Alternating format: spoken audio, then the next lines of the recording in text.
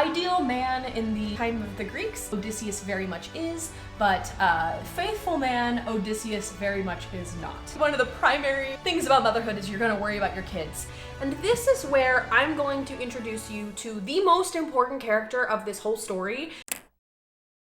Hey Sandy, it's Julia, the ex-English major. For today, I am going to do a little breakdown of a book that is absolutely one of my favorites and coincidentally has a movie coming out here soon. You can go ahead and hear the overall story before going into the new movie, since I am fairly certain that the new movie is going to do a interesting job, I guess is the nice way to put it.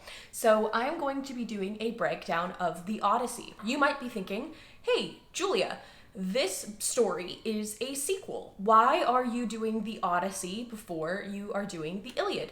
That would be a great question, and the reason is because, one, the Odyssey is so much better than the Iliad, in my opinion, and then two, it's because though they are, technically this is a sequel, the Odyssey is more like a parallel story to the Iliad. The Iliad is essentially a story about Kleos. It is a story that is kind of about war and glory and making a name for yourself, versus the Odyssey is kind of the reverse side of that coin. The Odyssey is more a story about nostos. So that is a story that we get the word nostalgia from. That is kind of a longing for home, to kind of wanting the things that you have kind of around your home, for kind of a loose translation of that. And so for me, I have always been somebody who much preferred the story of the Odyssey to the story of the Iliad.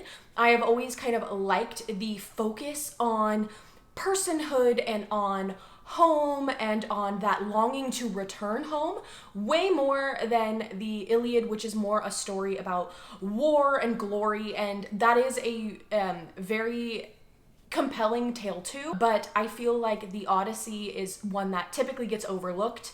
In a lot of media, we do have quite a bit around the Iliad, around Achilles, and kind of this war battle for Helen of Troy, but in my opinion, the Odyssey is just more of a compelling storyline. So I'm actually really excited that we are getting the movie this year, because it's one that I have been looking forward to, but I am a little bit nervous, should we say, about how it will be adapted. And so if you are nervous like me, or you are somebody who would like a brief refresher of the story before going into the movie, then I would stick around for this video. I'm going to be doing kind of a high-level overview of the story. It's one that I guarantee you've heard before, even if you've never heard it, and it's one that you will notice quite a few phrases or monsters or people from Greek mythology that maybe you did not realize were from this story.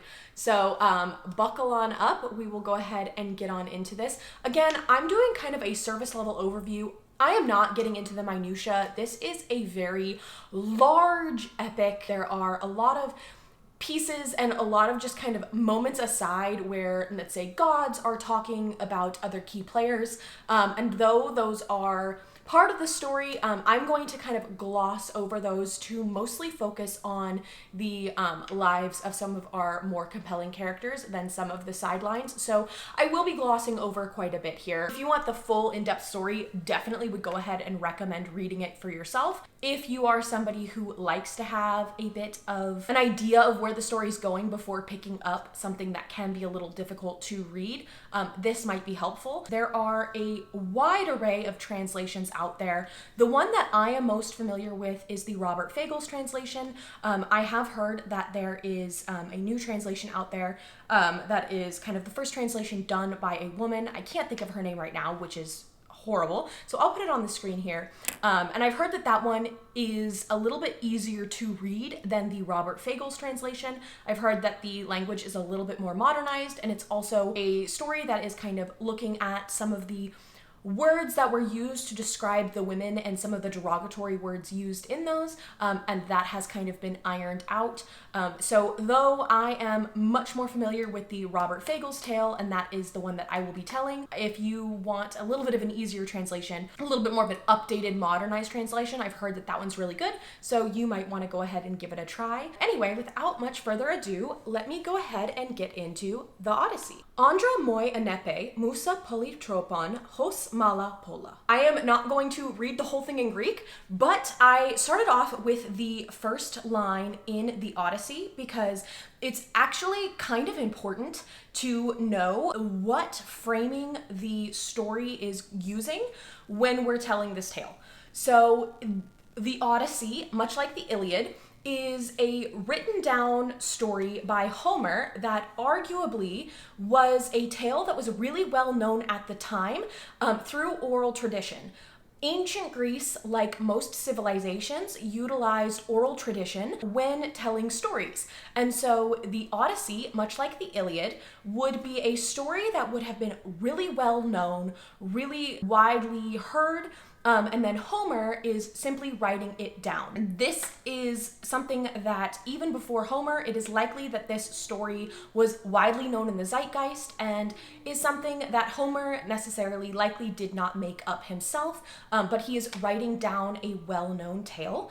And in Greek, we have something super cool, at least ancient Greek. I really don't know modern Greek at all. I would imagine it's similar, but in Greek, because of the endings on a word, we do not have to adhere to word order very much like we do in English. So in English, the words need to stay in around the same spot in a sentence.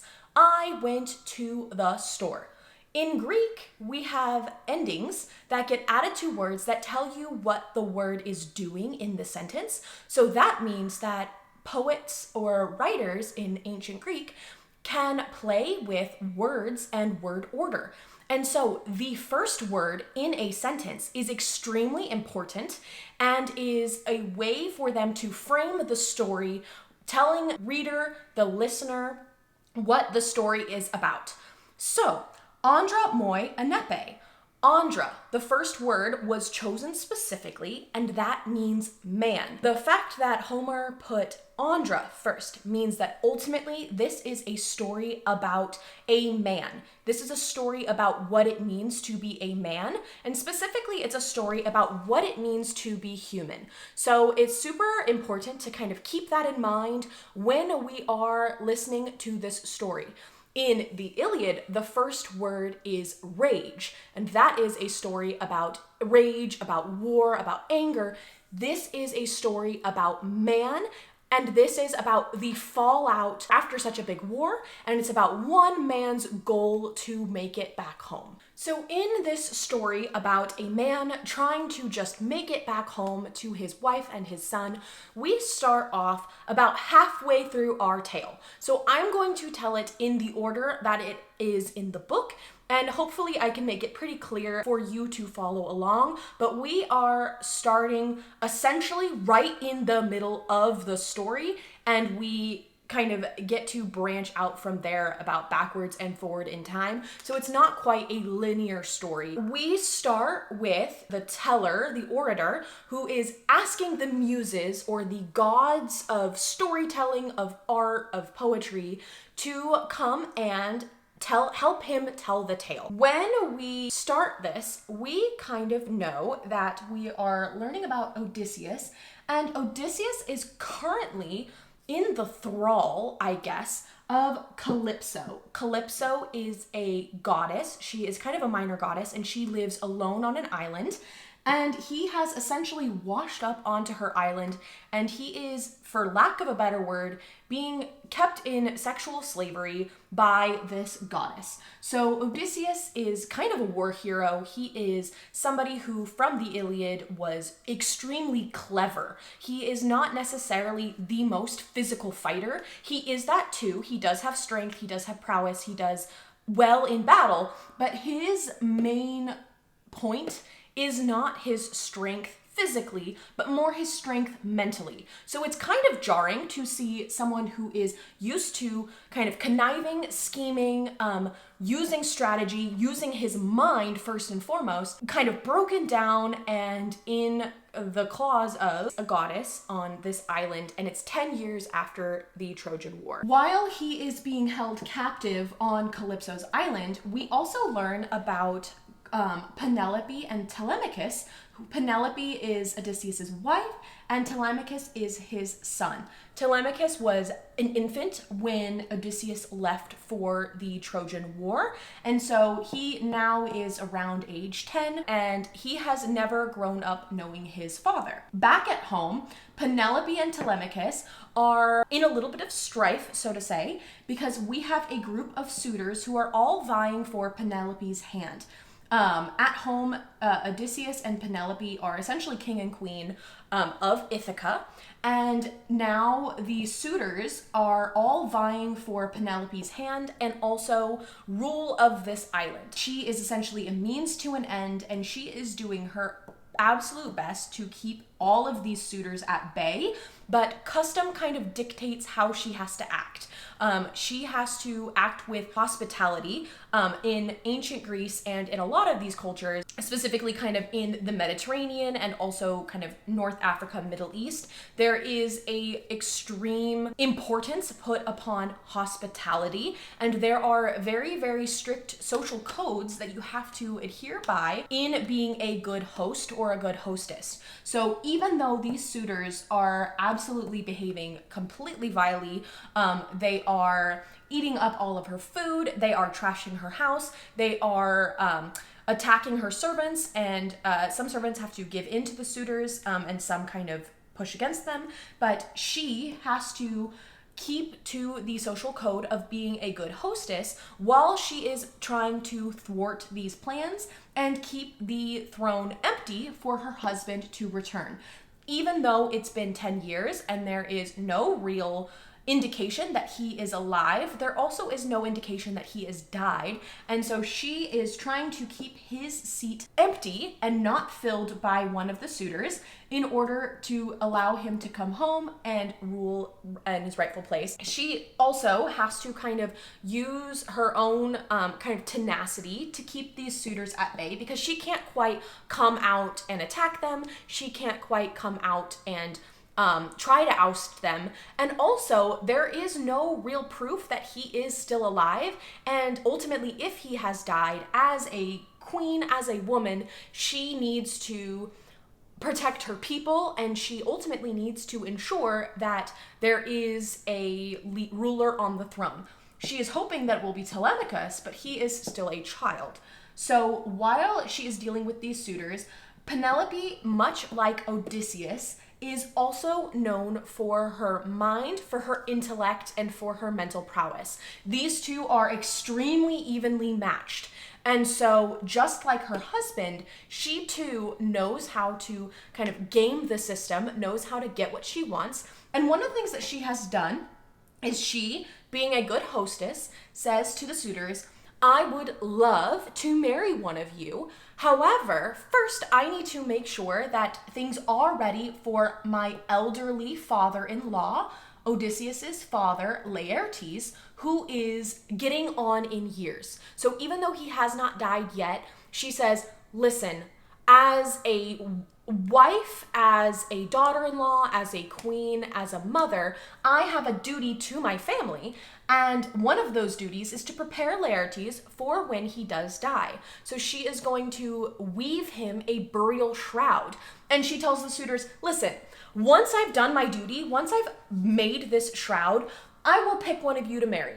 But until then, I need to do my family duties first, and so I need to weave this shroud. And so every day she sets up the loom to where people can see it and can check her progress. And every day she spends the entire day weaving, but then at night she slips in under the cover of darkness and undoes all of her weaving, thereby buying herself and her husband time, because look, see, the shroud is not done. And none of the suitors have kind of caught on necessarily that she is doing this until eventually one of the servants kind of calls her out on it. This is her being foiled in this plot, but essentially we are early on learning about how evenly matched these two are, and how she also is not just a kind of a mindless trophy wife.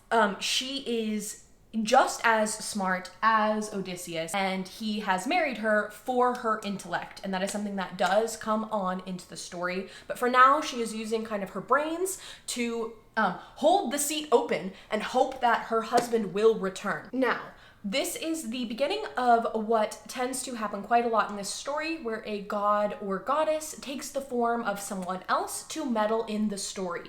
In the Iliad, just like in the Odyssey, the gods are very much a part of the story. They are fickle, they are people who like to just stir the pot, and they are kind of entrenched in mortal drama. This is what these immortals live for. So Athena is Odysseus's mentor. Athena recognized that Odysseus had a great mind and was, yes, a fighter, but ultimately someone who uses his mind and strategy. He created the Trojan horse. He is someone who he will fight if he needs to, but he first and foremost will try to think his way out of situations. And Athena really applauds that. She appreciates that. And so these two are, she likes to get meddled in his affairs a lot because Athena likes Odysseus. And so Athena has disguised herself and she visits Telemachus. And she tells Telemachus that his father is still alive and he just hasn't been able to get back yet. And so now Telemachus is kind of also arguing to servants that his dad is alive and his dad will come home one day. She tells Telemachus that he should go to the suitors and get rid of them. He needs to kick them out of his home. He needs to go ahead and tell them all that his dad will come. And she also says that he should go on a journey to go ahead and try to find him. And specifically, she says that, hey, you should go to Sparta and try to pick out where he is and learn the tale yourself about why your father has taken so long to come home. Telemachus kind of goes to go ahead and do just that. He enters the room and his mom is listening to a bard, and the bard is singing about all of the people who have fallen in the battle with Troy, as well as on the way back home. And she gets really upset at this, and her son kind of rebukes her. Her son takes it out on her a little bit and is saying, hey, don't cry. If this is something that's going to make you sad, then you should leave. But we are listening to a story, a tale about a very real story honoring the fallen. And so if you can't handle that, essentially leave. So, I mean, he's a little bit of a snot-nosed kid, but he's 10.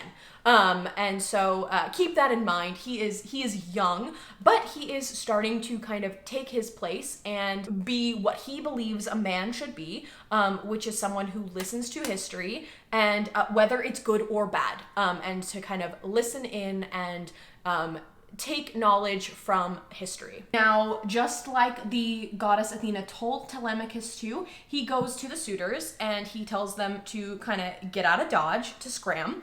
And they, again, are like, who is this little snot-nosed kid, this little child? And are saying, well, who told you that your dad's still alive? You must be crazy.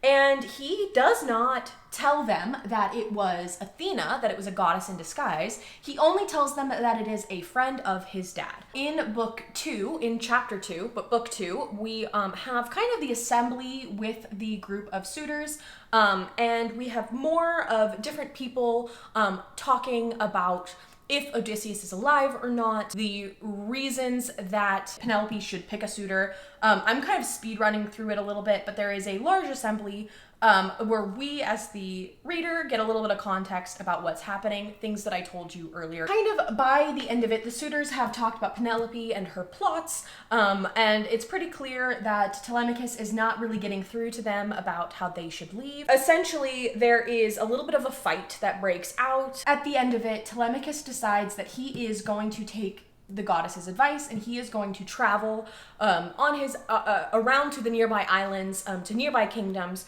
to learn about what happened to his dad, to try to gather intel, and hopefully maybe even find his dad on his way home, because he doesn't know that Odysseus is on Calypso's island. So he is going to go ahead and prepare his way out. His elderly nurse, Eurycleia, very much is saying, do not go. The last time that she saw Odysseus kind of went out on the seas. And so Telemachus going out on the seas, Eurycleia is very much cautioning against this, but Telemachus will not be swayed. He does eventually go ahead and kind of set sail. And so we essentially now have two sides to our story. We have Odysseus and his journey, and we have Telemachus and his journey. And in book 3, we have Telemachus and Athena in disguise as they are at their first island.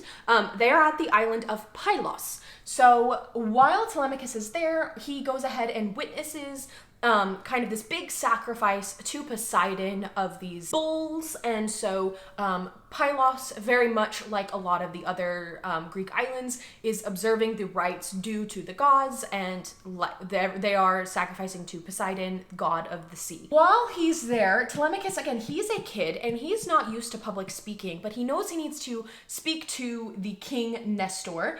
And so Telemachus is a little bit afraid, but Athena gives him, again, she's in disguise, she gives him some encouragement, and he goes ahead and makes this plea to Nestor, the king, for kind of asking about what his, if he has any news of his father. Nestor does. Nestor goes ahead and tells a little bit about the last time he saw Odysseus, which was at Troy.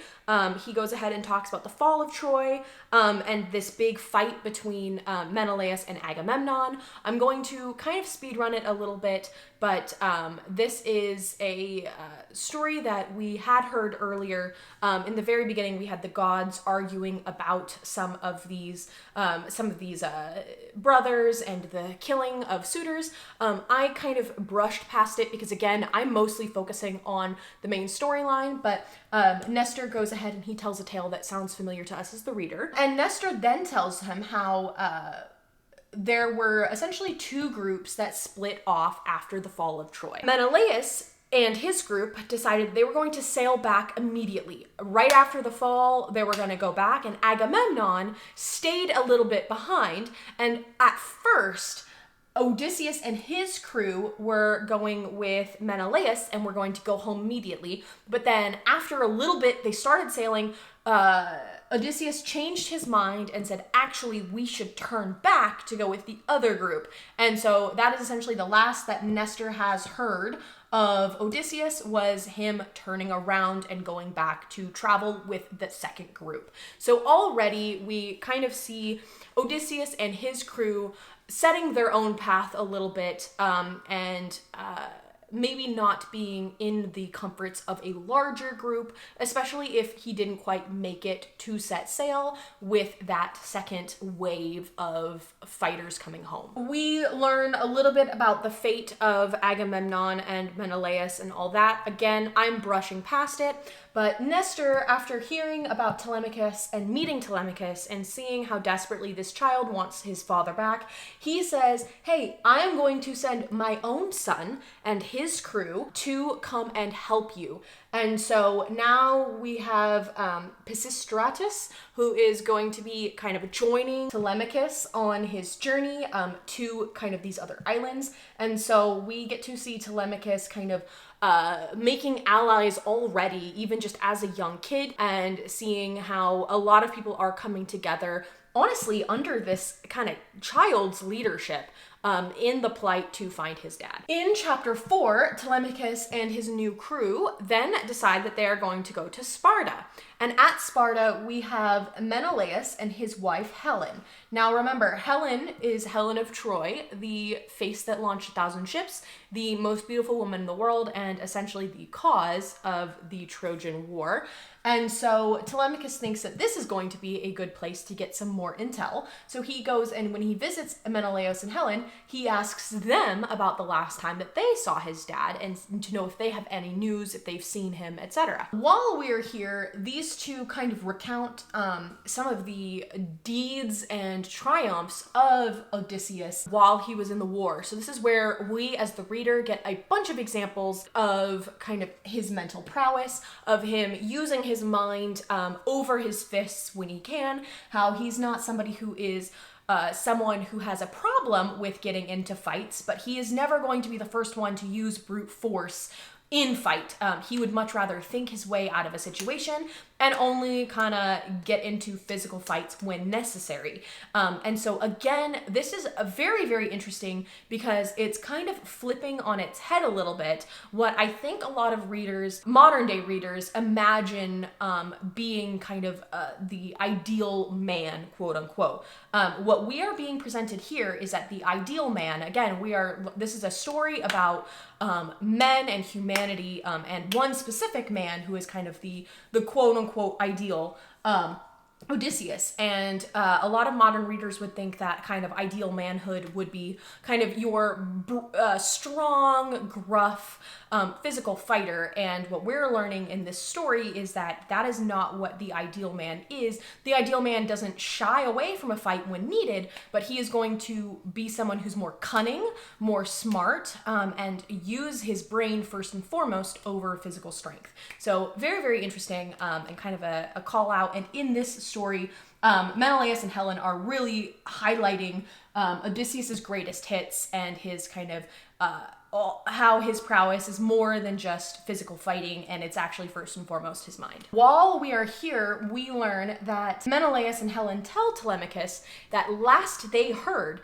that Odysseus was still alive and that he was on Calypso's island, and that he is trapped there. They haven't heard kind of an update in a little bit yet, but that the last that they knew, he was over there, and so Telemachus should not necessarily go to Calypso's island, but that he should be rest assured that the last that they knew, Dad was alive and well and was just kidnapped, was held captive. And then we close the story back at Ithaca, where Penelope hears from the suitors that they are planning to ambush her son when he comes home.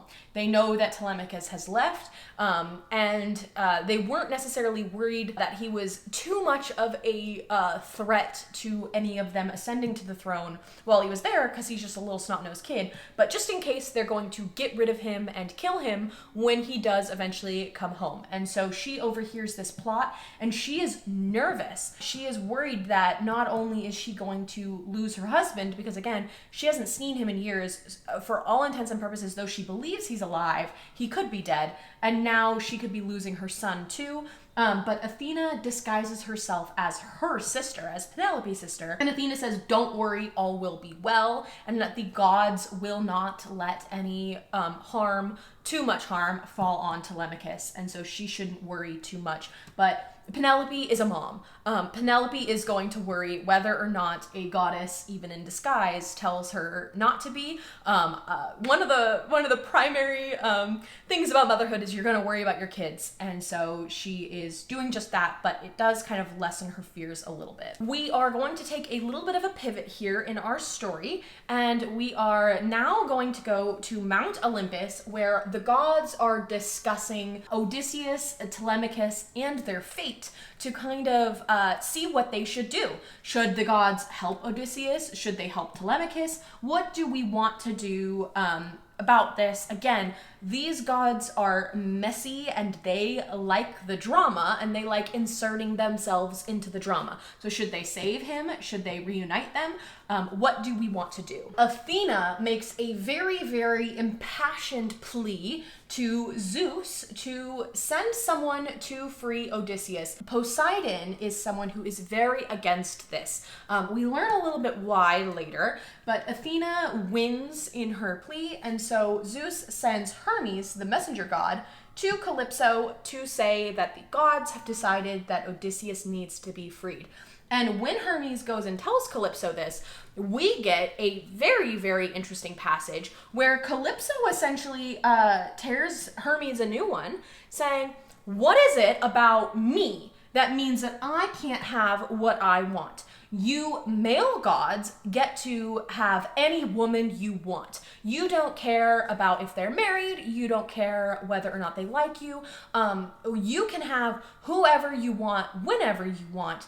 And this is something that's very true in Greek mythology. If you've read any Greek mythology and it's not like the children kind of watered down version, Greek myths, and especially when it comes to Big Daddy Zeus up here, but a lot of the men in Greek myths, a lot of the male gods, they can have whatever woman they want with little or no consequences. And so why is it that Calypso is being forced? The one thing that she wants is Odysseus. So why is it that if she were a man, she would be able to have whoever she wanted without any repercussions, without any consequences, without any of the other gods intervening?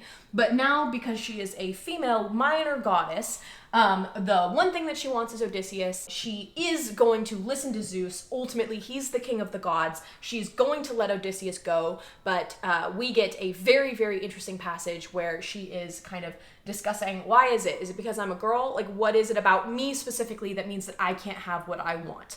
Again, we're not over here platforming sexual slavery on this channel. That is not, it's not a good thing that she has Odysseus, but she does make some very interesting points. Again, we have to kind of take ourselves out of the mind of a modern reader and put ourselves back into the culture back then. And the culture back then was a story of gods who could do whatever they wanted with zero repercussions. So it's very interesting that we have a female goddess who is not allowed this. And like I mentioned, Calypso does release Odysseus, and so Odysseus on his own gets to sail off, and she is heartbroken as she has to watch the quote-unquote love of her life sail away. After 18 days, again, this is a long journey, he comes to an island. The island is called Scheria, and it's home of the Phaeacians. On his way to there, when he sees the island, he unfortunately gets spotted by Poseidon. And we already know that Poseidon has it out for Odysseus, we just don't know why. And so Odysseus, when he sees Poseidon, and when he sees Poseidon seeing him, he leaps into action, and Poseidon already starts trying to thwart Odysseus. Odysseus kind of gets beaten back by these waves. He almost drowns when, thank goodness, we have a minor god named Ino who intervenes.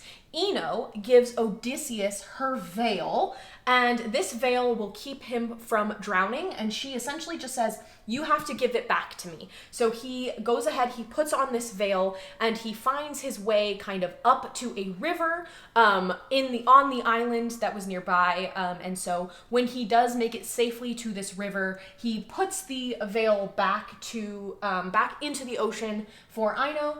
And then he kind of keeps on swimming up this river deeper and deeper onto the island in order to kind of stay alive, keep safe from Poseidon, and make sure he's not too close to the ocean. So when he is kind of up on this river, he's dirty, he's hungry, and also, oh, by the way, he is naked.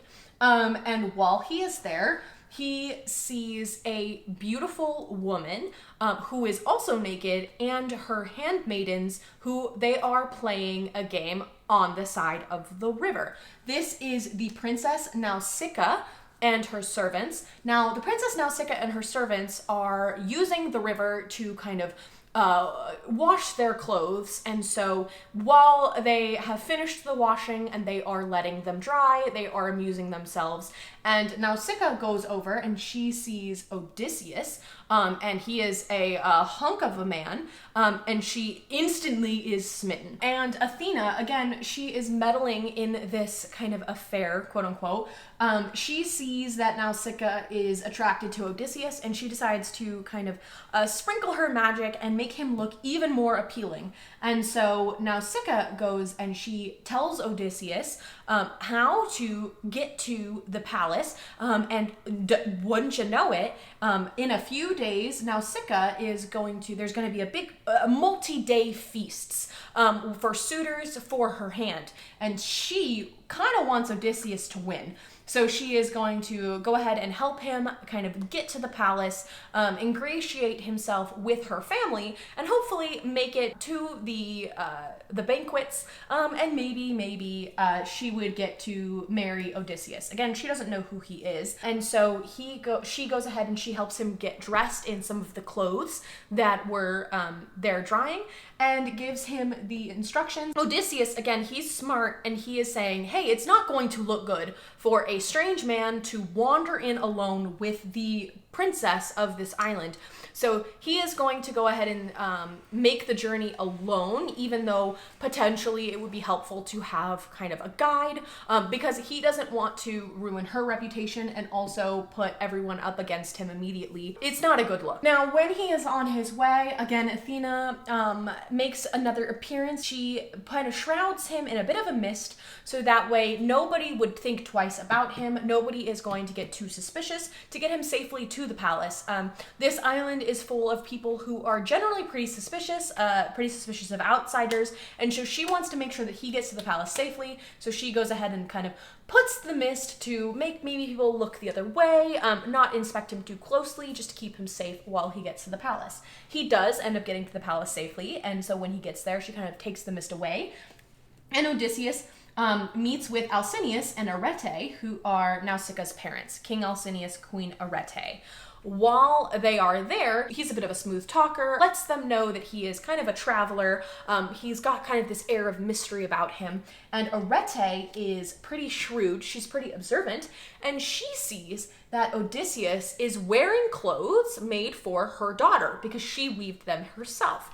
And so she kind of notices this, and he admits that, yes, I did meet your daughter at the river, and I specifically didn't want to show up with her because I didn't want to kind of endanger her or have everyone get the wrong impression. And his honesty kind of endears him to the king and queen. And so Alcinous and Arete very much enjoy Odysseus's company, and they say, hey, you should stay for the Feast of the Suitors, and we want to learn more about this stranger who showed up and is being very kind, and who our daughter seems to have taken a liking to. At the next day, we're at the feast, and Alcinous goes and he kind of tells the group all about this mysterious stranger. Though he may not be a god in disguise, he is seemingly a good guy, and so he says that he has decided that he is going to give Odysseus a ship once he is ready to leave, and that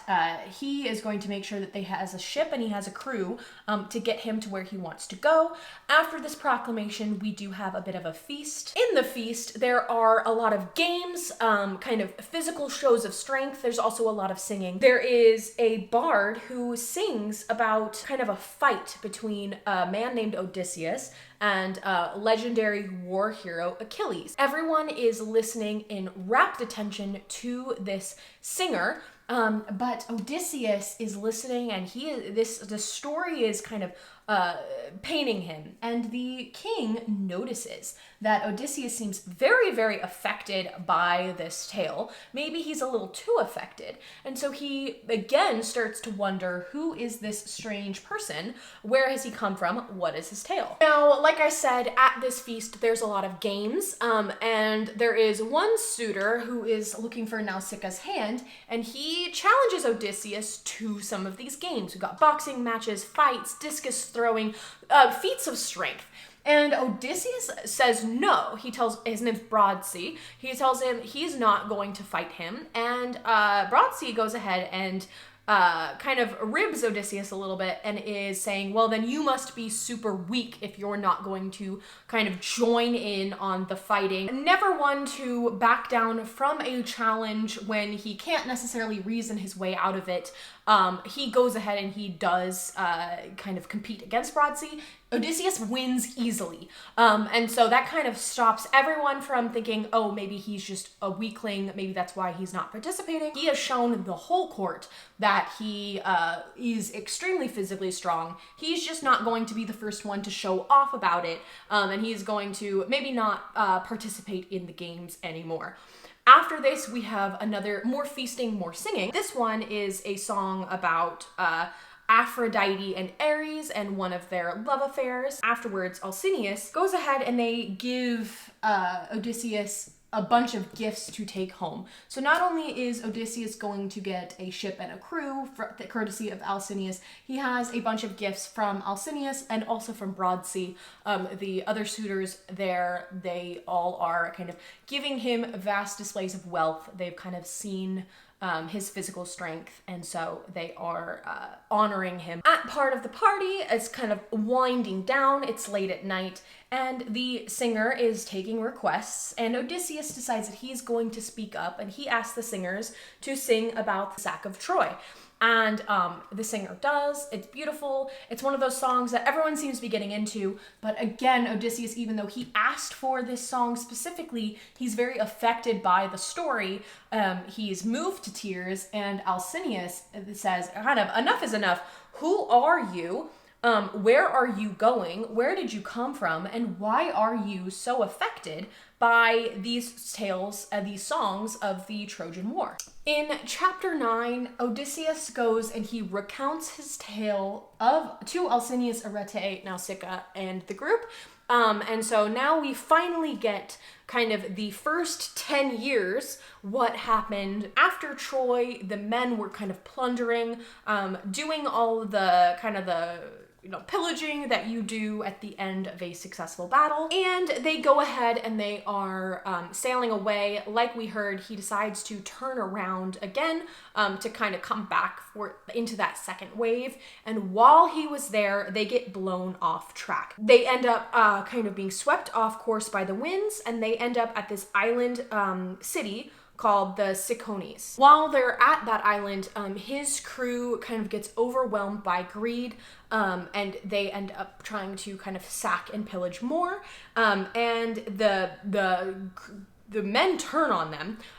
The men of the city turn on them, and Odysseus and his crew do end up escaping, but there are some casualties. When they are kind of escaping, Zeus sends a bunch of winds, and Odysseus and his crew end up on a mysterious island full of these people called the Lotus Eaters. The lotus is a kind of a mystical fruit. The people who eat of it lose their mind. And so Odysseus stops his crew from eating from the Lotus Eaters, but they're hungry. The crew goes out in search of food. And he is told that there is a nearby island that has plenty of sheep, and that is something that they would be interested in eating. So Odysseus and his crew go to this island in search of the sheep. When they end up at this island, they find out that this island is inhabited not only by sheep, but by Cyclops. And while they are there kind of going for some sheep to eat, there is one specific Cyclops who lives in the cave named Polyphemus. Polyphemus traps them in the cave with a boulder and starts picking off Odysseus's men. He starts attacking them, and Odysseus realizes that we need to fight back against Polyphemus. But Polyphemus is a giant Cyclops, a one-eyed monster. The Cyclops is the only one who'd be able to lift the boulder out from the entrance. So he needs to kind of use trickery. If he kills Polyphemus, good, awesome, they're not going to be attacked anymore, but they're going to die slowly, and they're never going to escape. So they need to kind of trick the Cyclops into letting them out. So the next day, Polyphemus leaves the cave, leaves Odysseus and his men trapped in there, and while the Cyclops is gone, Odysseus goes ahead and he sharpens a wooden stake and gets ready for his plan. Polyphemus comes back, and Odysseus decides that he is going to try to ply Polyphemus with a bunch of the wine that he still had from his ship. And so he is going to get the Cyclops drunk. While they're drunk and chatting, Polyphemus asks Odysseus, hey, what is your name? And Odysseus says that his name is Nobody.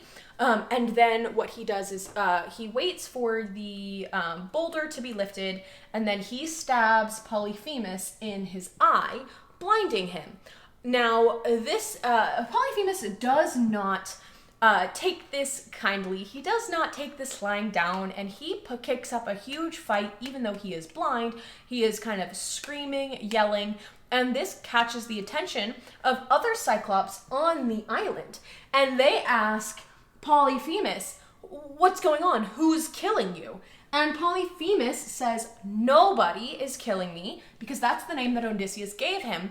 But the Cyclops, hearing that nobody's killing him, they think that Polyphemus is just safe, and they go ahead and kind of leave him alone. And so Odysseus, his crew, steal a bunch of the sheep, and they go ahead and get back on the ships and are going to go...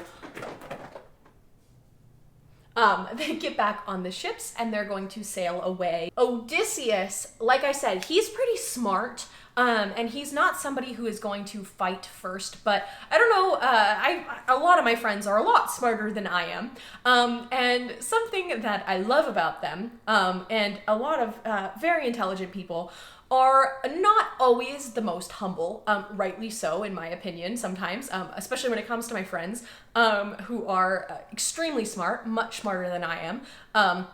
Sometimes there's a little bit of hubris that gets in the way, right? When you are somebody who can kind of think through most situations, maybe you're not going to be the most humble. And Odysseus is exactly the same way. One of his faults is he is very, very smart, but he's not a humble guy about it. And he likes to make sure that everyone knows when he has the upper hand. So while he and his men are sailing away, Odysseus goes ahead and shouts back to Polyphemus his name. He tells him that his name is Odysseus, and he lets him know that he was the one who bested him. Now, this was not the smartest move, because Polyphemus, as a Cyclops, is the son of Poseidon, the god of the sea, the god of the road, essentially, that Odysseus is going to be traveling on to get home. So Polyphemus calls to his dad and essentially tells his dad everything, how Odysseus blinded him, stole from him, and he begs his dad to take his revenge, and Poseidon decides that he is going to do just that. So this is where we learn how Poseidon has started to have it out for Odysseus, which, again, not a good move when you are relying on the domain of a god to get home. When you are sailing on the seas, you want to make sure that you are in Poseidon's good graces. You want to make sure you're not going to do anything that angers Poseidon, and blinding one of his kids is probably a surefire way to get the god angry at you. Now, Odysseus and his crew are sailing, and they end up at the sailing past the domain of Aeolus, the wind god, and the wind god goes ahead and gives Odysseus essentially a bag of wind, and says, hey, here is this bag, you just need to, you can use it to get back home. Just kind of make sure that you're using it wisely. Don't maybe open it necessarily when you don't want it. And so Odysseus decides that he is going to be the one to take control of the bag of wind. And so Odysseus and his crew have this bag, and they are getting close to home. They can actually see Ithaca in the distance. And as they've been sailing, the crew has gotten more and more suspicious of Odysseus and this strange bag that was given to him by one of the gods for this. And they start to wonder, maybe this bag is a bag of gold, and Odysseus is hoarding it for himself instead of dividing it evenly from the crew. And so they go ahead and they're going to, even though they can see Ithaca on the distance, they go ahead and sneak into looking into this bag. They open it, and out comes all of the wind, essentially, and it blows them all the way back. So Odysseus now and his crew are back at the home of the wind god, and kind of have undone all of their sailing. And Odysseus begs Aeolus to give him another bag of wind, but Aeolus says, hey, I'm not going to give it to you twice. You messed this up yourselves, and so you guys are on your own, and I am done kind of giving you my aid. I helped you once, it didn't, you messed it up. It's on you to kind of make your way back home. And so now the crew has no wind in their sails, and so they end up rowing, and they end up rowing to a land an island that is populated by Lystragonians, which is this race of giants. And they're kind of a race of bloodthirsty giants. The bloodthirsty giants, one of the queens goes ahead and eats Odysseus's scouts, and then the crew starts to sail away, row away as quick as they can, and while they are rowing away, the Lystragonians are throwing boulders into their crew, into the ocean, and eventually all of the other ships end up sinking, and the only ship that remains is the one ship from the fleet that Odysseus is on and some of his men. So there are a lot of deaths after this encounter with the Lystragonians, but Odysseus and the crew on his one particular ship makes it, and they go ahead and get out safely. From there, they end up at another island, and this island is overrun by pigs, and is home of this beautiful goddess, witch, I guess, named Circe. She is, yes, a goddess, but she has specific kind of magic, and she is someone who she turns men into pigs. And while they are there, a group of Odysseus's men end up being turned to pigs by Circe, and Hermes disguises himself as a young man, and Hermes comes to Odysseus and kind of helps Odysseus out, saying that he is going to kind of give him some pointers to deal with Circe, this kind of temperamental, witchy goddess. He goes ahead and Hermes gives Odysseus this magic herb called Molly, and what is going to do is it's going to make sure that Circe's kind of a brew of drugs does not affect Odysseus. So he does just that, and he is able to go ahead and overpower Circe, thanks to the help of Hermes pointing Odysseus to this herb that will keep him safe. While he is got Circe by the throat, he convinces her that she needs to turn his men back into men from pigs, and I guess that this show of force is something that it would not do it for me, but I guess it does it for Circe. And so these two eventually become lovers, even though Odysseus does have a wife back at home who is waiting patiently for his return. Odysseus ends up remaining on Circe's island for about a year, and these two fall in love. Ideal man in the time of the Greeks, Odysseus very much is, but faithful man, Odysseus very much is not. After about a year in luxury with Circe, Odysseus's men come to Odysseus and remind him that there are obligations back at home. The men are not in love with Circe, unlike Odysseus, and they want to get back to their families themselves. And so eventually they convince Odysseus that it's time to go, and so Odysseus goes and talks to Circe and asks for her help in getting back home. And Circe says that she can't help him, but he should go to the underworld, to Hades, to visit Tiresias, who is a blind prophet who has died. Tiresias will help give them guidance on how to get home, especially since it seems like a lot of the gods are against them. So Odysseus decides to do just that.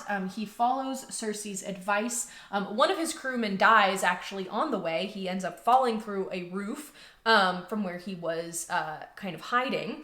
And they actually know that they've made it to the underworld because they see their dead comrade who just died.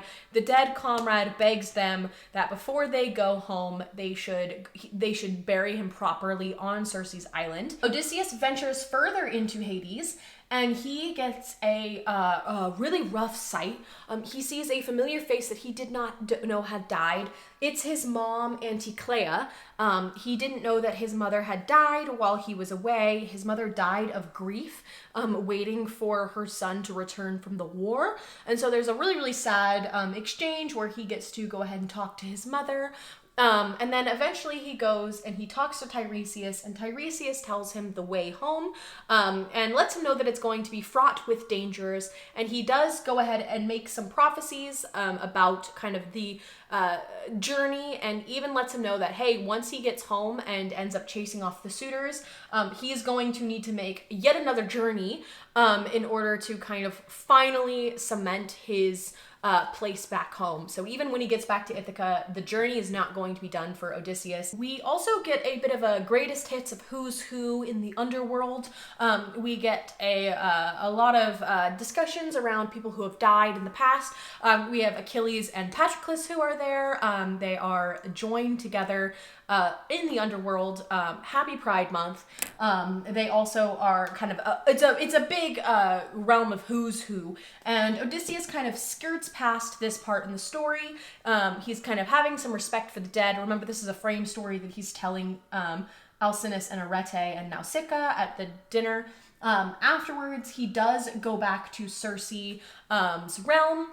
He goes back to Circe's island. He buries his crewmen in a way that is proper, just like he had asked him to. And then Odysseus and Circe have kind of one final night before he goes and tries to sail off. Now, Circe is, again, just kind of like Tiresias. She's going to help Odysseus out on his voyage. She kind of lets him know about some of the dangers he's going to face and how he can go ahead and get rid of, or get through them safely.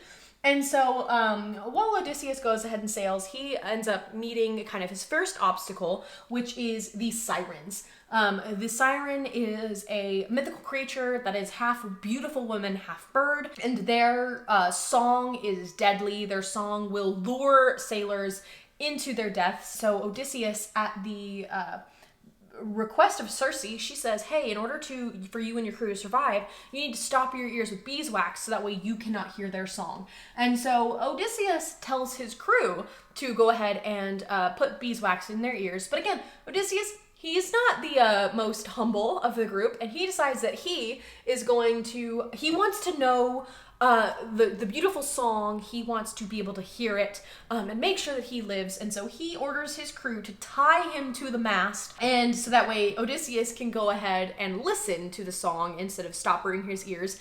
And so when they pass by the sirens, the crew have plugged their ears. Odysseus gets an earful of the beautiful song, and he starts begging his men to untie him and let him kind of join the sirens. They do not listen to him, and so they end up sailing safely by, and Odysseus becomes the only man who has listened to the song and lived to tell the tale. After the men have passed through the sirens, they then end up at their next set of monsters, and that is Scylla and Charybdis.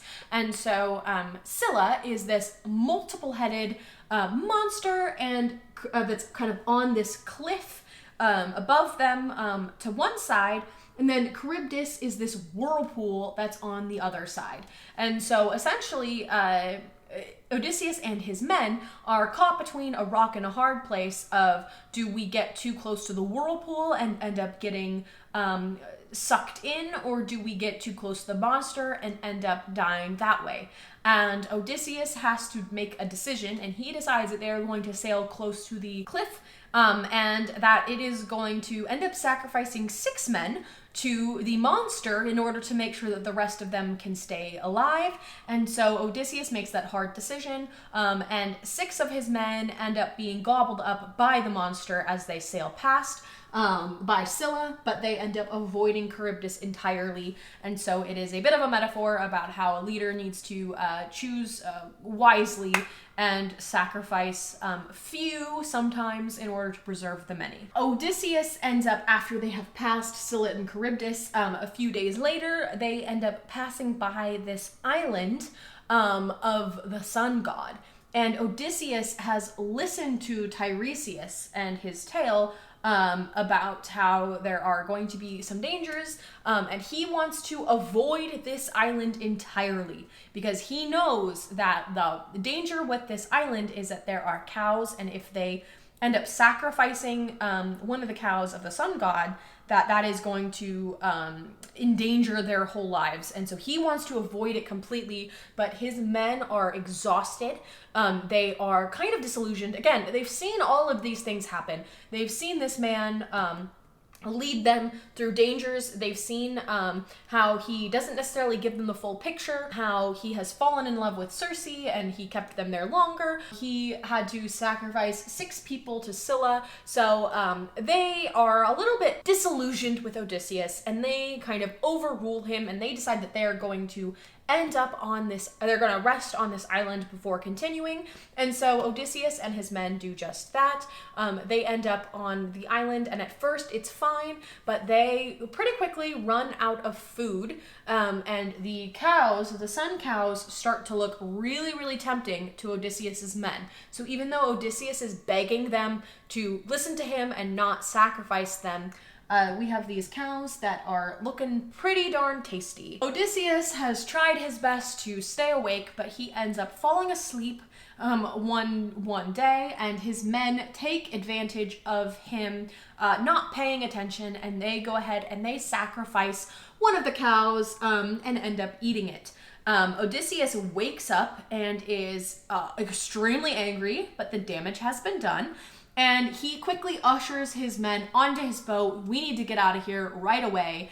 And the sun god is extremely angry that Odysseus's men have killed one of his sacred cows. And so he propositions to Zeus to ask Zeus to get revenge on Odysseus and his men for this act. Zeus does just that. And so he calls up a storm that ends up sinking the final ship, and in this shipwreck, everyone except for Odysseus dies. Odysseus only ends up alive on this piece of driftwood, and this storm has blown him, essentially, where he's floating on this driftwood, has blown him all the way back to Charybdis. Luckily, I'm not quite sure where Scylla is. Scylla must have decided to go take a nap. Luckily, he ends up kicking away out of Charybdis's grip, essentially this whirlpool, and ends up floating close enough to where Scylla was to escape,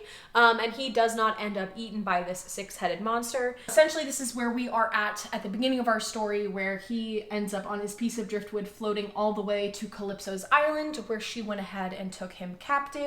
And now we are all essentially caught back up with our tale of what happened to Odysseus and why he is the only one left.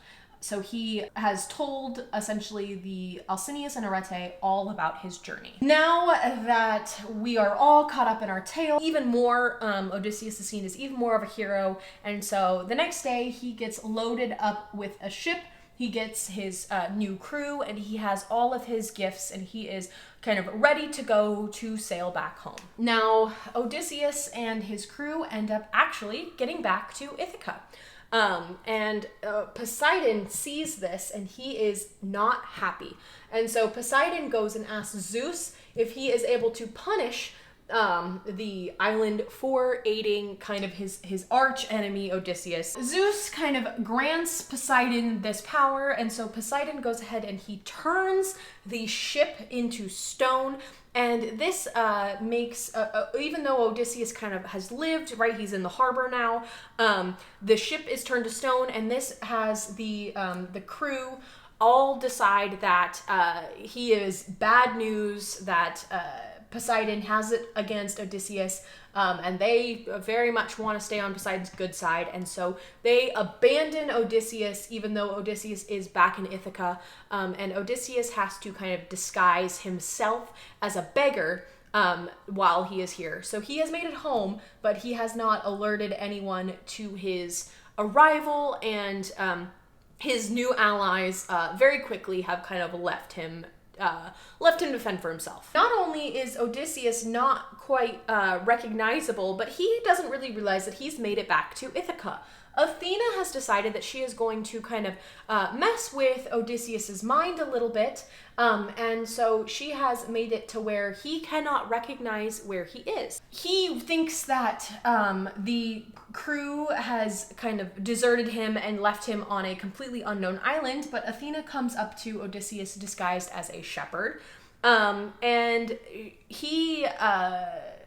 they have a bit of a cat and mouse game here where Athena's refusing to tell Odysseus who she is, and Odysseus is refusing to tell Athena who he is, and they get into kind of a little bit of a, like, each one trying to dupe the other into revealing who they are, and Athena absolutely loves this. Again, she loves she's the goddess of both war and strategy. She loves kind of Odysseus for his mind and his mind games. And so she is absolutely delighted that he is kind of indulging her in kind of this battle of the wits. And so she decides to reveal that Odysseus has indeed made it home, and she kind of removes the mist from him. She also tells Odysseus that he should go ahead and hang out with this shepherd named Eumaeus, and that Eumaeus is going to be a good ally for him while he is kind of navigating how to get rid of the suitors. And because he doesn't want to just come out and reveal that he is home, he needs to have more wit than that. He has no allies. He is left alone. A group of men could probably overpower him pretty quickly, so he needs to be smart about how he reveals he's back home. So Athena says, hey, you should hang out with Eumaeus. Eumaeus is a shepherd who will help you. She also lets him know that Telemachus is out. Telemachus is journeying looking for him, but she says, don't worry, he will be back soon, so you will get to see your son you won't have to wait too long for you to see your son. Odysseus, disguised as a beggar, goes and visits Eumaeus, and Eumaeus sees Odysseus, does not recognize that this is the king of Ithaca, but invites him inside anyway. This is a man who looks down on his luck, and so he invites him inside. He is very much being a very gracious host, and he feeds Odysseus, and so even though not knowing who he is, he's treating him with kindness, he's treating him with respect, and so just like Athena had mentioned, Eumaeus is absolutely a very good man, and Eumaeus is absolutely, like I'd mentioned earlier, he's kind of playing into the role of host. Even though Eumaeus does not have much, he is going to give what little he has to a man in need, not knowing that it's his king, just knowing that it is a fellow human who needs help. While Eumaeus is feeding Odysseus, Eumaeus ends up telling Odysseus all about his former master, a king named Odysseus, and how good he used to be, how good of a ruler he was, and how he wishes he would return because he is the rightful king, and just things were better when King Odysseus was around. Odysseus kind of cryptically tells Eumaeus that, hey, maybe the king will be back soon. Eumaeus says, no, that's not going to happen. Poor Penelope is going to be forced to take a suitor soon, and I wish that she didn't have to, but I doubt that Odysseus will be back in time. Eumaeus then sets Odysseus up with a room and allows him to spend the night. When he kind of sets him up, he even gives him a cloak, and he asks Odysseus, hey, who are you and where are you from? And Odysseus lies and says that he is from the island of Crete. Again, he knows he can't quite reveal himself just yet, and so he kind of makes up his own backstory to keep Eumaeus off his scent. He says that he's from Crete, and his backstory, he got waylaid up in Egypt on returning from the Trojan War, and now he is eventually here. And he does tell Eumaeus that Odysseus is still alive.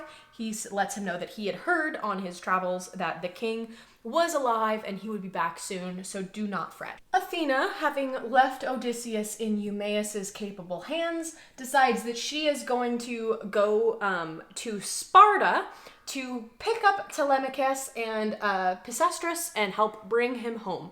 So she does just that. She ends up in Sparta and she says, hey, Telemachus, it's time for you to come home. You need to hurry. She basically is warning him that he needs to get back there because one of the suitors is gonna win soon. And so he needs to go home and he needs to protect his mother. So Telemachus and Pisistratus do just that. They end up getting back on their ships and sailing back home to Ithaca. She also tells him that when he gets home, he needs to seek out a shepherd named Eumaeus, and that it's really important that he goes and talks to it because Eumaeus is going to be able to tell Penelope that he has returned safely, and so he needs to kind of, instead of going straight home to the palace, avoid the suitors, go seek out Eumaeus. Eumaeus will pass the message on to your mom for you that you are alive. So again, he goes ahead and does just that. Telemachus accepts a bunch of gifts from Menelaus and Helen, thanks them for their time and their knowledge, and he sails home now with kind of fancy ships, new allies, and a bunch of gifts back home to Ithaca. On the way back, they stop at Pylos and to drop Pisistratus back off. And basically kind of says, here you go, drops him off. He says, I don't have time to sit and chat with Nestor, but thank you for everything. Thank your father for me. And they kind of decide that they're going to kind of sail on back. Now, meanwhile, back at the farm, or meanwhile back at the shepherd's hut, Odysseus decides that he is going to test Eumaeus kind of on how hospitable he is. This shepherd has kind of shared everything with Odysseus, and Odysseus is going to kind of take it one step further, and he's going to try to violate some of the rules of guest to see if he can get Eumaeus to violate some of the rules of host. Don't ask me why he's doing this. I wouldn't be doing it, but this is what essentially this is what the story is. So he decides that he's going to poke kind of at Eumaeus and see if he can get him to break. While he's there, he basically says, hey, Eumaeus, you should take advantage of the situation. If one of the suitors indeed is going to end up married to Penelope, you should ally yourself with the suitors. You should pick one of them and work for one of them. They'll pay you better. They must be much better than good old Odysseus. But Eumaeus does not take it. No matter how hard Odysseus pushes, Eumaeus stays loyal. Eumaeus is somebody who is saying, no, I would never do that. And actually, it's kind of rude of you to keep asking me to do this. I'm a loyal man, and I'm going to treat you well, but I'm never going to turn on my king and my queen and ally myself with these people. We also learn a little bit about Eumaeus' childhood when he recounts it to Odysseus. Eumaeus, his family was attacked by pirates. He was essentially brought up by Laertes, who is Odysseus' father. And so Eumaeus is loyal to Laertes and thus is loyal to Laertes' son and his family. And so it's personal to him. Even though he is just a shepherd, he thinks very kindly on the ruling family, and he is not going to break, no matter how much this stranger is kind of trying to push him towards it. Now, the next morning, Telemachus does end up getting back to Ithaca, and he, just like Athena mentioned, he sneaks away to go ahead and visit Eumaeus. When he does end up sneaking up to the hut, he has avoided the suitors and their chance to waylay him. He ends up going, speaking to Eumaeus, or he ends up getting to Eumaeus' hut, and he sees that Eumaeus is talking with a stranger, someone who he does not recognize. Eumaeus welcomes Telemachus with open arms, and he starts recounting the tale of the stranger that the stranger Odysseus gave to him, this fake tale. He starts telling Telemachus all about it, and he suggests that this stranger come with Telemachus when he goes to the palace. That this stranger would be someone who should help protect him. We don't want a young boy kind of walking into the viper's nest alone, and so he should take this person with him. And then Eumaeus decides that he is going to kind of travel up to the palace to let Penelope know as well that her son has made it safely. And so Eumaeus leaves the stranger alone with Telemachus to go ahead and do just that. While they're there, they're kind of left alone, and Athena shows up, and Athena kind of lures Odysseus outside. And so he goes and he ends up leaving, and when he comes back, Athena has removed the glamour from Odysseus, so now his son can see immediately who he is. At first, Telemachus doesn't really believe that it's his dad, but eventually he does. He realizes that yes, this is his father, the father that he's never really met. The two start kind of crying, and they have this big reunion. It's kind of a happy moment for Telemachus because he realizes that his dad has finally come home. Odysseus tells Telemachus all about his journeys, and then Odysseus and Telemachus decide they're going to put their heads together, and they are going to figure out a plan to kind of get rid of the suitors, save save mom, save his wife, and kind of kick out these men for good. And they decide that they're going to kind of launch an attack, but before they do, they need to hide all of the extra weapons, so that way the suitors have nothing available to them to fight back. So step one of the plan is going to be get rid of all the weaponry that's kind of laying around, so that way step two, they can go ahead and fight the suitors back off with force. Now, back at the palace, Eumaeus is trying to get to Penelope, but before he can, the news has come to the palace and to specifically the suitors that Telemachus is back, and so the suitors know that their plots have been foiled, and they themselves are kind of going to get together amongst themselves to figure out how they're going to overthrow Telemachus. They don't know that Odysseus is back, but they do know that the prince has returned, and so they need to try to get rid of him as soon as possible. While they're kind of doing this, one of the suitors kind of lets the others know that, hey, maybe we shouldn't do anything too hasty until we need a sign from the gods first before we can go ahead and kill just a young kid. I don't want to get us into any sort of trouble with the gods. Penelope starts overhearing some of this as well, and so she starts to berate them, but then the one who is kind of talking sense starts to kind of crooning to Penelope, kind of shows false concern for her. So we've got one suitor in particular who is starting to maybe pull ahead in the group, trying to hopefully ingratiate himself with Penelope. Eventually, now that they have a little bit of a plan, Telemachus leaves Odysseus at the hut and he goes to get back to his mom. When he is back home, he not only sees his mom, he sees his nurse, and both of them are extremely happy that he's returned. They're crying. They are so grateful that he has made it back safely. He also ends up not telling anyone about all of the gifts that he has kind of received from his new allies across his travels. Remember, now he's got kind of some backing now. Nearby islands has given him gifts, they've given him ships. He decides that he's not going to let anyone know about this, and the reason is because he knows that if people start to know about his newfound friendships and his newfound riches, that the suitors are going to take it away and kind of use it against him. So he kind of hides all of that. He doesn't let anyone know that he's starting to get some kind of allies and that they have given him gifts. He does tell Penelope, though, some of the news that he has received from his new groups about Odysseus. He doesn't tell her that Odysseus has returned fully, but he is kind of assuring his mom that, hey, Dad's alive and Dad will probably be back for us soon. We just need to kind of keep fighting the good fight.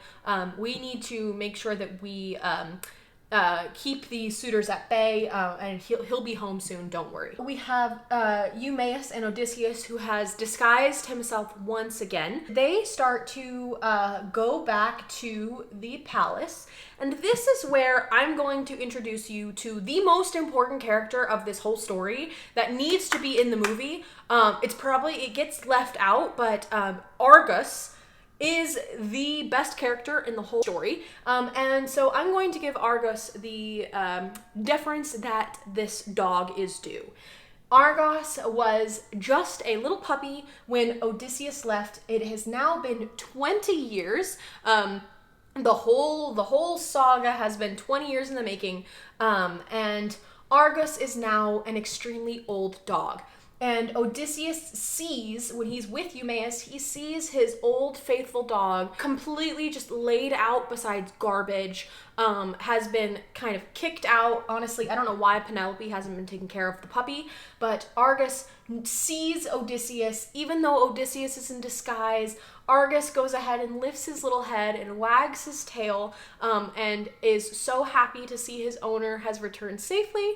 And he then, knowing that his owner has made it back safely, Argos goes ahead and dies, and takes his last breath knowing that his owner is home and is happy in his final moments. And so the dog does not make it. He has a little tiny story, piece of the tale here, but Argos is the real hero of the story. And so we all need justice for Argos, and he better be in the story, because he's the highlight, he is the star, he is the moment, and it should not be the Odyssey. This should be the Argonauts. Argos is the real hero of the story. Odysseus sees his dog and kind of helps comfort him in his final moments, and then Eumaeus and Odysseus continue on into the palace and are waylaid by one of the suitors. One of the suitors starts kind of spitting on Odysseus and Eumaeus and ends up kicking Eumaeus in the stomach and is kind of treating the shepherd poorly because he is just a servant. Odysseus and Eumaeus continue on into the palace, and yes, they are given food, kind of courtesy of the suitors, but while they are being given this food, they are being insulted, so it is not a very good reception here, and we get to see again the suitors who one day could be king of this palace, not following the rules of hosts.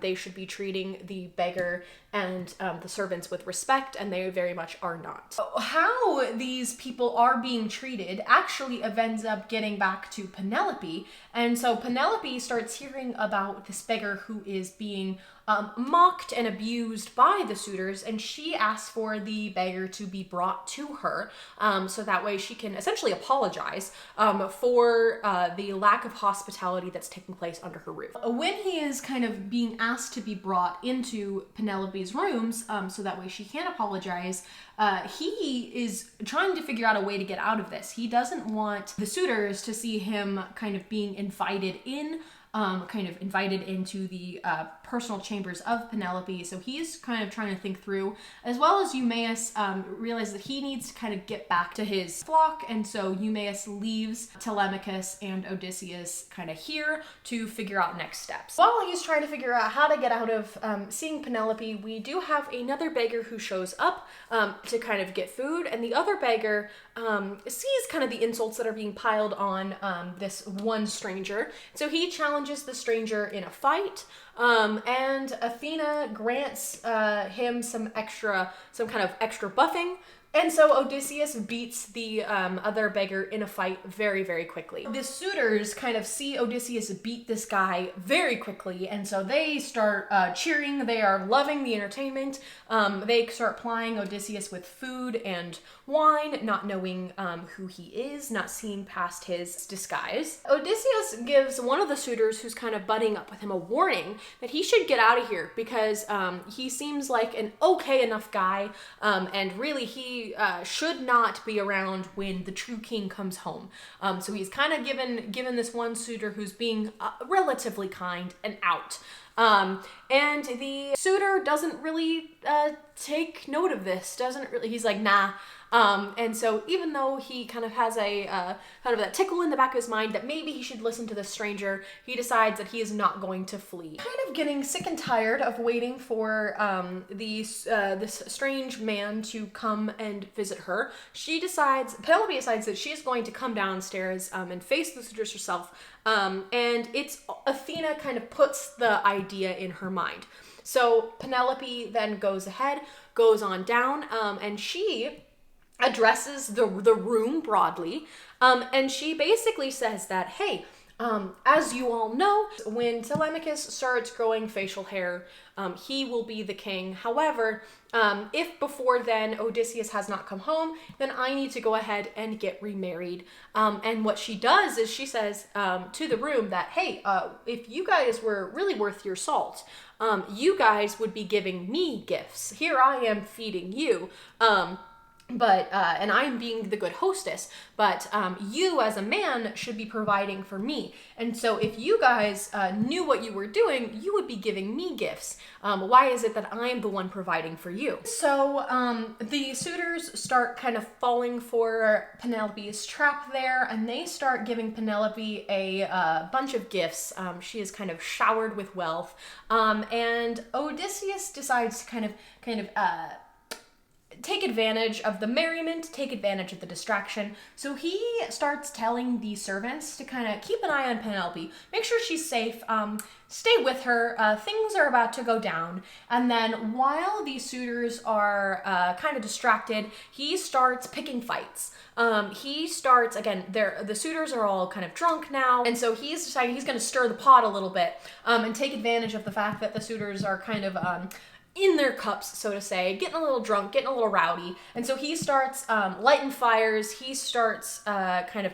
picking fights. He is really making sure that this kind of general merriment starts to kind of go downhill and get a little bit more crazy. And that's why he was telling all the servants to kind of stick with Penelope, keep her safe, because he is going to make sure that all the suitors are angry and drunk as opposed to happy and drunk. Very soon, punches start being thrown. It starts getting a little bit riotous, and Telemachus actually steps up and diffuses the fight. And so he is kind of showing his prowess as a leader himself, even though he is just a kid. And the suitors are not taking kindly to this kind of show of strength by Telemachus, and even though he kind of has quelled the fight, and Dad as well gets to see his son kind of stepping up and being a bit of a man, the suitors are not very happy about this. Night falls, and just like they decided earlier, when everyone is asleep, Odysseus and Telemachus start hiding the extra weapons, and when they are stopped by Euryclea, at one point, both Telemachus and Odysseus kind of let her know that, oh, we're just going to keep these safe. We're going to keep them from getting stolen. And so kind of all the extra weapons now are hidden, and are going to be kept out of reach from the suitors for the essential battle soon to come. Once they are kind of all hidden safely, Telemachus goes to sleep. And remember, Penelope has been waiting to speak to this beggar, and so she does just that. She kind of ventures down from the women's quarters to go ahead and speak to Odysseus in disguise. She has heard from stories that have been told throughout the night that the beggar has claimed to have met Odysseus at one point, and so she goes ahead and asks him about this to kind of get some information about her husband. And Odysseus, again, the beggar, describes her husband, and describes it in such detail that Penelope starts crying, and she realizes that this man really has met her husband, because he's explaining things about Odysseus that only someone who's met him would know, kind of things beyond just the typical stories of kind of just this king who has such a great mind for strategy and battle. She realizes that yes, this man has to know her husband, and it moves her to tears to kind of have a piece of him and have someone who's met him. And after this, she starts crying a little bit, and the beggar starts to tell a tale that's pretty similar to the tale that was told to Eumaeus, the lies about kind of his history, but he does let Penelope know that, hey, your husband will be back soon, kind of keep a stiff upper lip, keep doing what you gotta do. You've been doing great work at keeping the suitors at bay, and playing within the confines of the rules. Keep it up. Just give him a little bit longer. Your husband is coming. Your husband is trying to get back to you. And so just make sure that you're doing what you're doing. Don't lose hope, and kind of keep it up. If you can just hold them off a little bit longer, he'll be back soon. Penelope offers this stranger a room in the palace. She knows that he knows her husband, and she offers him a bed and a warm place to stay, and he says that he will be fine on the floor, but she does say, well, then at least let my servant wash your feet. It's the least that we can do, and so he reluctantly does agree to this. And while Euryclea is kind of washing his feet, she notices a scar on his foot, and it's the same scar that she had tended to Odysseus from, and so she now knows that the stranger is Odysseus come home. So she's extremely excited, but Odysseus lets Euryclea know, hey, don't make it known that I'm here. It will ruin our plans. So I'm glad that I'm so happy to see you. I'm glad that you're happy to see me. Keep it under wraps just a little bit longer. We can't tell anyone. We can't even tell Penelope, because we can't know that it won't get back to the suitors and foil all our plots. So keep it under wraps. So Euryclea decides that she's going to keep his secret, and not let anyone know that the beggar is Odysseus. Now, before she goes to kind of retire for the night, she kind of comes back and bids this stranger one last farewell for a little bit, and she does kind of reveal that she's been having these dreams and it's these omens. She doesn't know what these dreams mean, but she's going to kind of take his advice about what he said about their husband, and she says, hey, I don't have a lot of time left, and so I'm going to have to present the suitors with one final challenge and pick someone soon. So my challenge is going to be that they need to string my husband's old bow and shoot through a line of axes, and the hole in the axe, they need to shoot through a line of them. And this was something that famously only Odysseus could do. With this special bow, kind of restring it and have this insane aim. And so it's going to kind of be a test to the suitors of the one who is most like Odysseus will be the one who will be able to pass this test. And she confides in this stranger, she's not really sure why, that this will be taking place soon. And so she really hopes that he's right and that her husband will be back, but she needs to do what she can to secure the throne for whoever it will be, whether it's her husband or one of the suitors, based off of whoever's most like Odysseus. At night, kind of in separate rooms, both Penelope and Odysseus are having trouble sleeping. It's kind of one of those scenes like you would see in a movie where it's like kind of side by side, but in separate rooms. Odysseus is worried just kind of about everything that's unfolding, about the safety of his wife, his children, or his child, and kind of the suitors that are posing such a threat. And so he's worried that Telemachus won't be able to get rid of all of them, won't be able to fight them off, that he won't be able to help him. And at the same time, Athena starts kind of calming Odysseus down. Similarly, Penelope is realizing just how tired she is. She's been holding everything together for so long. And so she goes out on a balcony and starts begging Artemis to shoot her down and just kind of kill her. And that she is so tired of kind of holding it all together. And Odysseus starts hearing kind of Penelope and her begging. And so he quickly calls out to Zeus and asks Zeus to send an omen. And so Zeus sends a thunderbolt down, and this kind of jolts Penelope out of kind of her musings. She kind of shakes it off, and she realizes that there was a moment of weakness. She kind of pulls herself back together, and then she ends up going back in for the night. The next day, Odysseus, again, still disguised, and Telemachus show up. And we have Eumaeus is back, as well as Philocius. Philocius is another swineherd. So we've got the shepherd and the swineherd. And they're kind of teaming up, and Eumaeus has called Philocius in for help. So the four of them are kind of essentially going to try to beat back the suitors. They want all the help that they can get. Eventually, the suitors start to trickle in one by one, and they see that maybe this is their shot to get rid of Telemachus while Mom is still asleep. It's just him and a couple guys, and they can take him.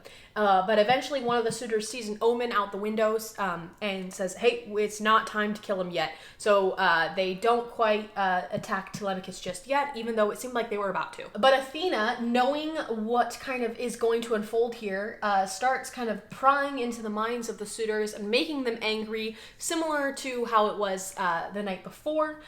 So kind of bloodlust is going, keeping them kind of angry, keeping them frustrated, and keeping them from thinking too clearly. She's kind of clouding their wits right now in preparation for both the upcoming challenge by Penelope, as well as what will follow. We are at book 21, chapter 21.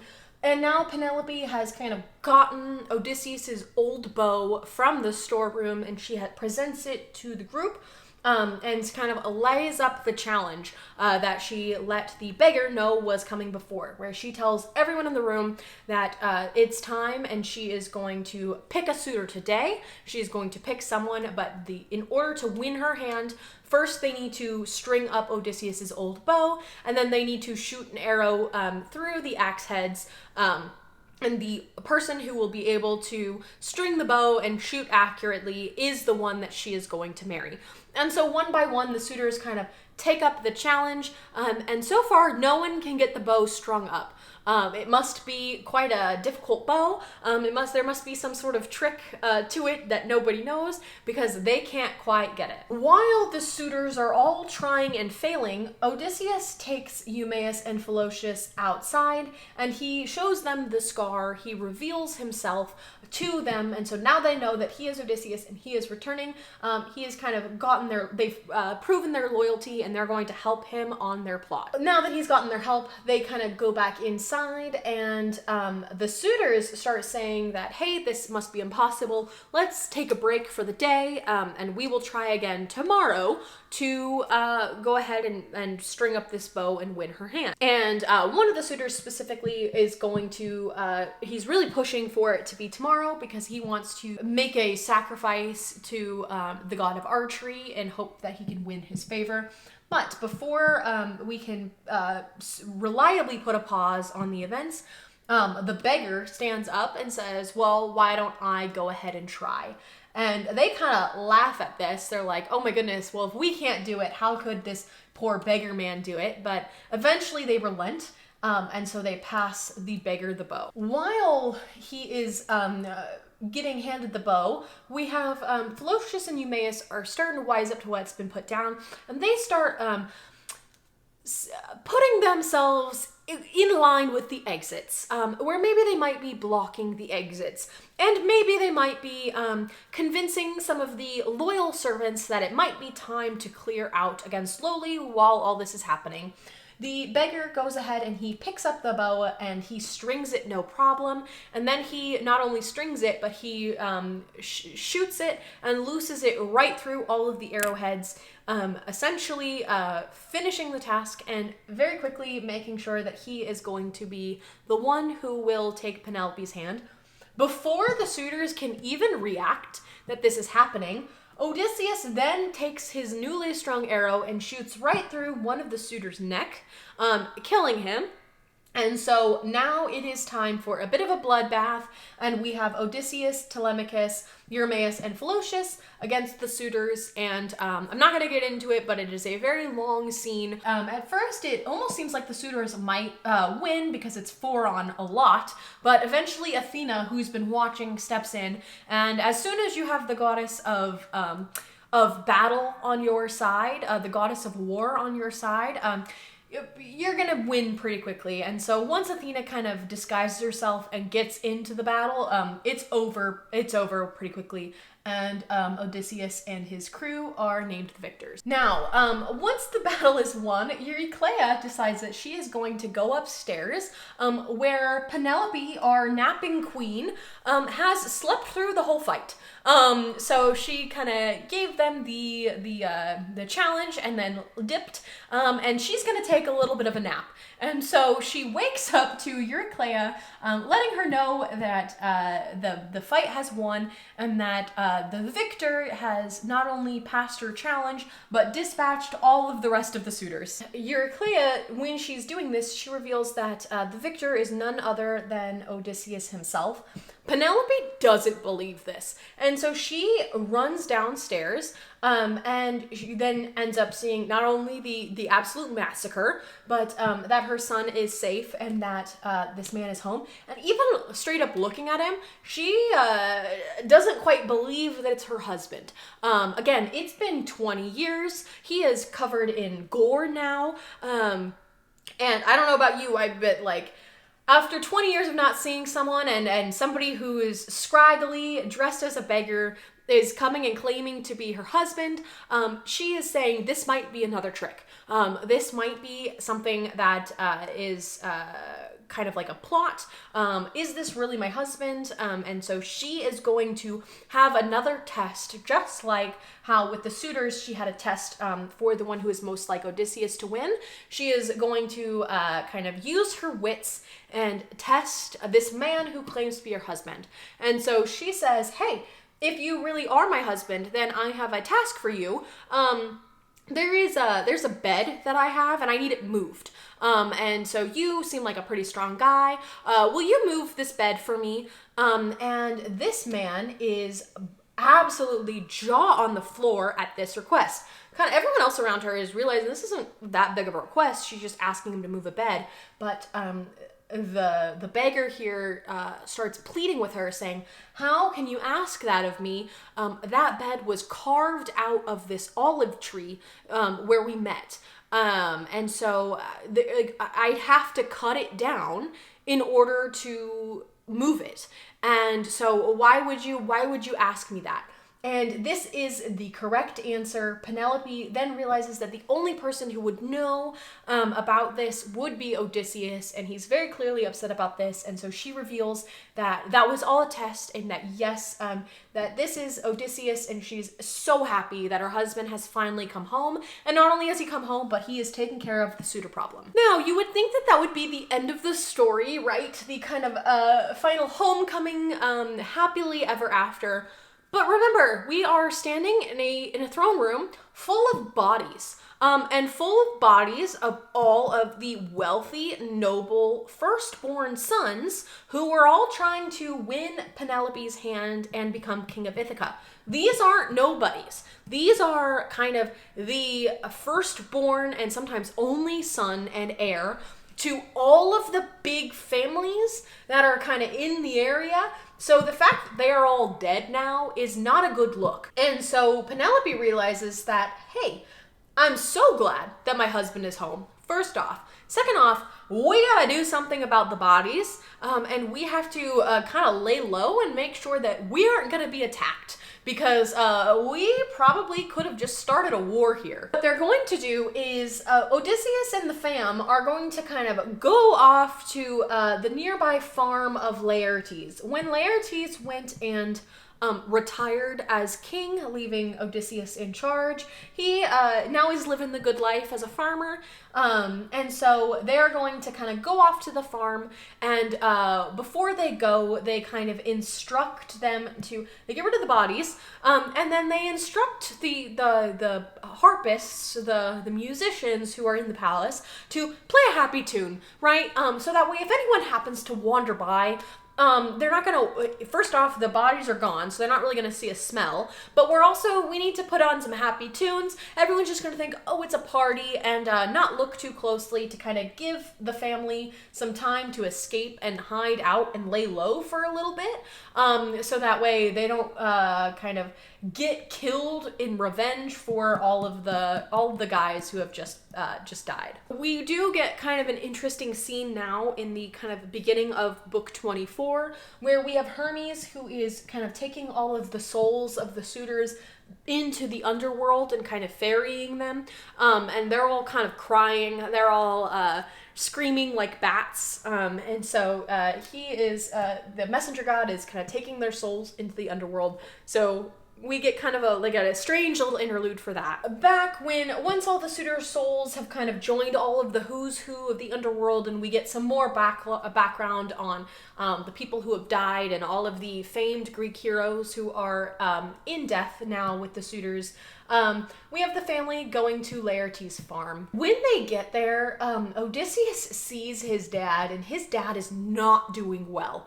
It seems like Laertes has aged 40 years in just the 20 that he has been gone, and he's not taking the death of his wife well at all, and so Odysseus really feels bad.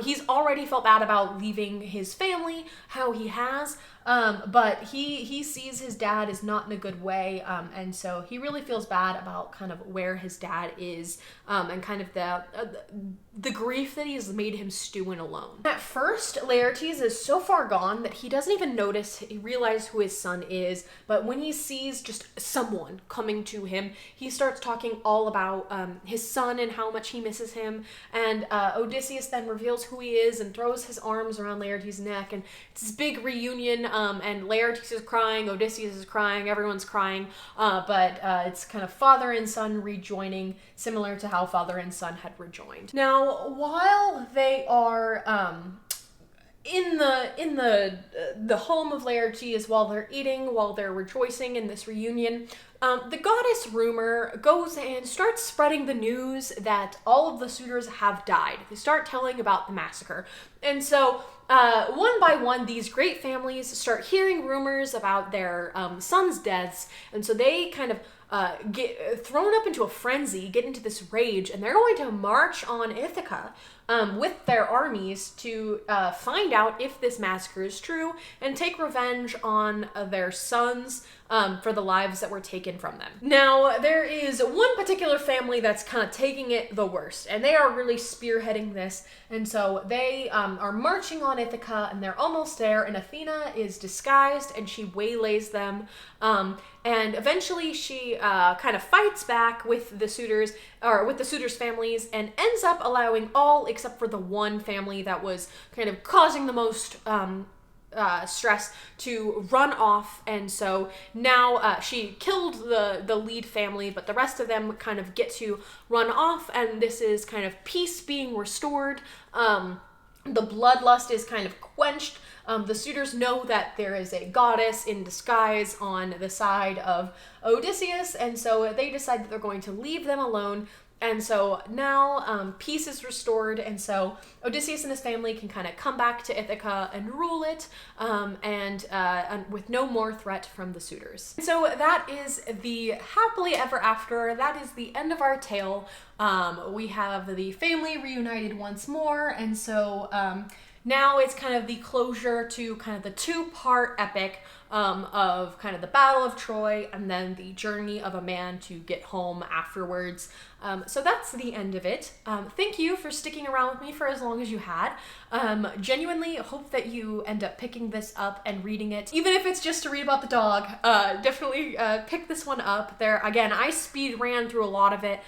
There's a lot of really cool, interesting discussions of some really, really well-known myths that I did not kind of cover in this because it was kind of side background stories to kind of our main one, and if I included everyone in here, then I would seriously have a murder wall. There would be pictures everywhere because we have kind of a lot of the greatest hits of ancient Greece, especially when it comes to kind of the people in the underworld. So yeah, I did not get into quite everything, but hopefully this helps to where you kind of have an outline of the story if this is kind of your first time for sure that you hearing the tale. I can guarantee that there are phrases and words and call-outs that are very, very popular and have kind of stayed around.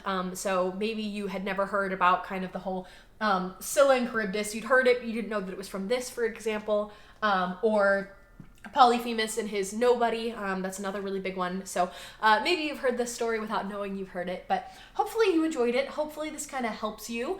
And so now you can kind of go into this with some more background knowledge on your side, and hopefully it will help you if you pick up one of the translations, kind of knowing where it's going. So thank you for spending your time with me. I hope that you have a great rest of your day. I hope that you enjoy the movie if you go out and see it.